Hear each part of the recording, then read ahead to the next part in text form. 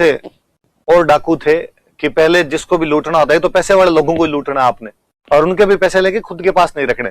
Gang के लिए घोड़ों के लिए चाहिए उतने रख लिए, बाकी सब गरीबों के अंदर बांट दिए। किसी कन्या की शादी करवा दी, किसी का घर बनवा दिया, किसी की भैंस मर गई तो उसको दूसरी भैंस ला के दे दी। कहते एक बार शेखावाटी में एक जगह पड़ती है रामगढ़, इन्होंने रामगढ़ के सेठ के पास मैसेज किया कि सेठ जी इतनी तारीख को मैं डूंगर सिंह आऊंगा, अपना धनवन बाहर निकाल के तैयार रखना, यदि पुलिस को सूचना देने की कोशिश की गई तो हालत खराब की जा सकती है आपकी। रामगढ़ के सेठ ने पुलिस को सूचना दे दी। डूंगर सिंह जब वहां पर पहुंचे सेठ के घर पर, तो पुलिस वहां शादी वर्दी में पहले से तैयार खड़ी थी। डूंगर सिंह को गिरफ्तार किया गया और डूंगर सिंह को गिरफ्तार करके और आगरा की जेल के अंदर बंद कर दिया गया। सरदार था डूंगर सिंह। अब डूंगर सिंह जब खुद ही पकड़ लिए गए तो अब बाकी तो करते ही क्या, तो बाकी गैंग भी इनकी खत्म हो गई। थोड़े दिनों बाद होली का त्योहार है, होली के त्योहार पर ये गैंग के बाकी सदस्य जवार जी, लोड जी, करणो जी, सांखू जी, बालू जी, ये सब बैठ के शराब पी रहे थे। होली के त्योहार पर इतना चिल तो करे बंदा, तो ये सब यूं पैक शैक लगा रहे थे। कोई वहां पे गैंग बैठी हुई थी इनकी, और वहां पे कहते जो डूंगर सिंह की वाइफ थे उनको बहुत बुरा लगा, और उनकी वाइफ ने आके इनको कहा कि तुम यहाँ पर सब बैठ के हंसी ठट्ठे कर रहे हो, गुलछर्रे उड़ा रहे हो, तुम्हारा सरदार जो आगरा के किले के अंदर बंद कर रखा है वहां पर, यदि तुमसे उसको नहीं छुड़वाया जाता तो मुझे बताओ, मैं छुड़वा कर लाऊंगी उसको। और वो अचानक उनकी पार्टी महफिल जो थी उसमें रंग में भंग पड़ा, और उन सबको भी लगा कि यार ये भाभी जी बात तो एकदम सही कह रहे हैं, हमारा एक भाई वहां पर बैठा हुआ है, हम यहाँ सब बैठ कर यूं पार्टियां कर रहे हैं, कोई पी रहा होगा तो उसकी उतर गई होगी, नहीं पी रहे होंगे वो तो आराम से बैठे रहे होंगे। और सबने प्लान किया कि अब कैसे छुड़वा कर लाया जाए। डूंगर सिंह वाइफ ने कहा कि तुम छुड़वा के लाओ तो ठीक है, वरना तुम अंदर बैठ जाओ, मुझे छुट्टी दो, मैं छुड़वा के लेके आ जाऊंगी। फिर सबने एक गैंग बनाई, वापस अपनी गैंग बना के आगरा के किले के पास पहुंचे। लोहड़ जी जो थे वो एक साधु का रूप धारण करते हैं, लंबी लंबी दाढ़ी थी लोहड़ जी की, भगवा वस्त्र धारण करते, लंबे चौड़े डील के डाकी टाइप के आदमी थे एकदम। और वहां आगरा के किले के पास जाके बैठ गए, 30-40 लोगों की एक टीम बनाई हुई। किले के पास जाके बैठे तो किले में अंग्रेजों की जेल हुआ करती थी। तो अंग्रेज आए, अंग्रेजों ने कहा नहीं साहब, जेल की इतनी दूरी के अंदर कोई नहीं बैठ सकता, और तुम कौन हो, यहाँ कैसे बैठे हो? तो इन्होंने कहा साहब हम तो बारात लेके जा रहे थे, रास्ते में हमारा दूल्हा मर गया, तो दूल्हे का तो हमने अंतिम संस्कार कर दिया, अब उसके 12 दिन करने पड़ेंगे, तो हम यहीं बैठेंगे।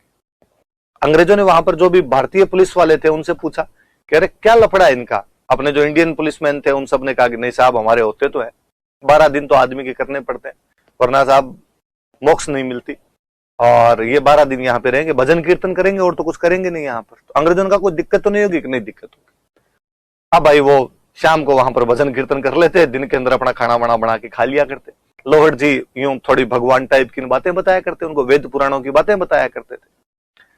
वो जो भारतीय पुलिस वाले थे वो डेली शाम को आके वहां बैठ जाते कि चार भगवान के नाम अपने भी कानों में जाए तो बुरा है ही क्या। और कहते हैं कि जब 11 दिन बीत गए, 12वां दिन लास्ट दिन आने वाला था, तो लॉर्ड जी महाराज ने शाम को कहा कि भाई कल अपना लास्ट दिन है, कल अपने यहां से बाद में आगे प्रस्थान करेंगे। वो जो भारतीय पुलिस वाला डेली उनका भजन सुनने के लिए आया करता था, वो जाके लॉर्ड जी के पैरों में पड़ा, कहा महाराज 11 दिनों तक आपने जो अच्छी अच्छी बातें बताई है मुझे बहुत अच्छा लगा, मैं आपका बहुत बड़ा फैन हो गया हूं, मेरे लायक कोई सेवा हो तो महाराज बताओ। महाराज ने कहा यार वत्स, मैं साधु आदमी, मोह माया लोभ ईर्ष्या क्रोध इन सब से ऊपर उठ चुका हूं, मुझे क्या सेवा की आवश्यकता है। उसने नहीं महाराज कुछ ना कुछ तो करना पड़ेगा। लॉर्ड जी जो कि साधु बने हुए थे उन्होंने कहा कि बालक यदि तुम मेरी इच्छा पूरा ही करना चाहते हो तो इस जेल के अंदर मेरा एक चेला बंद है, क्या तुम उस चेले से मिलवा सकते हो? उस पुलिस वाले ने कहा साहब इतनी साधारण सी बात, आप पहले कह देते मैं कभी मिलवा सकता हूँ। बालक मुझे लगा क्या पता तुम मिलवा सकते हो कि नहीं मिलवा सकते, तुम्हारी चलती है कि नहीं चलती। अरे कि साहब पूरी चलती है, आप यूं चेले पे विश्वास करके तो देखें, एक बार सेवा का मौका दे, पहले इस्तेमाल करें फिर विश्वास करें। लॉर्ड जी ने कहा ठीक है कल ही देख लेंगे। दूसरे दिन लॉर्ड जी वैसे ही अपनी उस साधु वाली वेशभूषा में पहुंचे। डूंगर सिंह अंदर हथकड़ियों में बेड़ियों में जकड़ा हुआ अंदर बांध के रखा हुआ वहां पर। और डूंगर सिंह के लिए उसी दिन ऑर्डर आए थे कि अगले दिन डूंगर सिंह को काले पानी की सजा होगी, मतलब अंडमान निकोबार की सेलुलर जेल भेज दिया जाएगा। नीचे गर्दन करके डूंगर सिंह बैठा हुआ, लॉर्ड जी वहां पहुंचे। लॉर्ड जी ने जागा कि और बालक क्या हाल चाल है। डूंगर सिंह ने ऊपर देखा, डूंगर सिंह जो लगा बोली लॉर्ड जी की है, आदमी भगवान धारण कर रखे, दाढ़ी खूब बढ़ा रखी है, कोतक क्या है, पर उसको लग गया कि यार कुछ ना कुछ खेल तो इन्होंने किया है। और डूंगर सिंह ने कहा कि महाराज हालत खराब है, कल ये काले पानी भेजेंगे। लॉर्ड जी ने सिर पे हाथ फेरा, कहा बालक आज रात को तेरी सारी दुविधाएं दूर हो जाएगी। लॉर्ड जी ने पूरी जेल के अंदर घूम के पता लगाया भाई किधर कितने इनके फौजी खड़े हैं, कितने कहां पर हथियार है, सब चीजें पता लगी, कहां से घुस सकते हैं, कहां से निकल सकते हैं।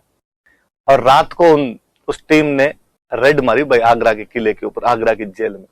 वो आगरा की जेल से सारे कैदियों को भगा देते हैं। आगरा की जेल लूट ली थी इन लोगों ने। और डूंगर सिंह और बड़ा ही दिलदार आदमी, जब डूंगर सिंह को इन्होंने अंदर जाकर भाई डूंगर सिंह हम तुझे छुड़वाने के लिए, तू निकल यहां से। डूंगर सिंह का यार नहीं, फिर सारे कैदी निकलेंगे और मैं सबसे अंत में आऊंगा, तुम चिंता ही मत करो। बाकी कैदियों को निकाला, डूंगर सिंह को निकाल के लाए, बाहर से नारे लगाते हुए डूंगर सिंह जिंदाबाद। डूंगर सिंह का यार मेरे सीने में दो ज्वालाएं धधक रही है। क्या? एक तो रामगढ़ वाला सेठ जिसने मुझे पकड़वाया, एक ही अंग्रेज जिसने मुझे पकड़ा। इन दोनों को लूटना। आप विश्वास नहीं करेंगे, 57 की क्रांति से ठीक 10 साल पहले की बात है, 1847 के आसपास की बात है, इन्होंने अंग्रेजों की नसीराबाद छावनी लूट ली थी। सारे हथियार वथियार नसीराबाद छावनी के लूट के आ गए थे। राजस्थान में दोहे बोले जाते हैं कि जे कोई जनती रानियां डूंग जिसा जवान, फिर तो नहीं हिंदवान में झंडो फिरंगान। यदि रानियों ने डूंगर सिंह जैसे सारे जवान पैदा कर दिए होते तो हिंदुस्तान में वो फिरंगियों का झंडा नहीं फहरने देता। नसीराबाद छावनी वाली बात लिखो लिखो।